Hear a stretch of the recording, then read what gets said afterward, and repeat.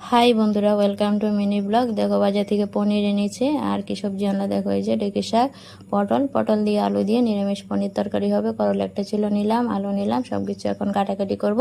কাটাকাটি করে নিয়ে দেখো এখানে করলা ভাজি বসিয়ে দিয়েছি। আর তরকারির এই যে আলুটা ভেজে নিচ্ছি। তারপর পটলের খোসা ছাড়িয়ে খোসাগুলিকে একটুখানি ভাপ দিয়ে পেস্ট করে ভর্তা করে নিচ্ছি। শুকনো লঙ্কা, কালি জিরা ফোড়ন দিয়ে দেখো ভর্তাটাকে দারুণভাবে রান্না করে নিচ্ছি। পটলের খোসার ভর্তা কে কে খেয়েছে অবশ্যই কমেন্টে জানিও। খুব সুন্দর টেস্ট হয় খেতে।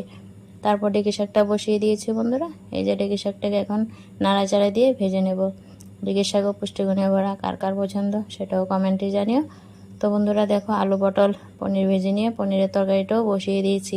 নাড়াচাড়া দিয়ে একটুখানি ফুটিয়ে নেব। রান্নাবান্না প্রায় হয়ে গেছে।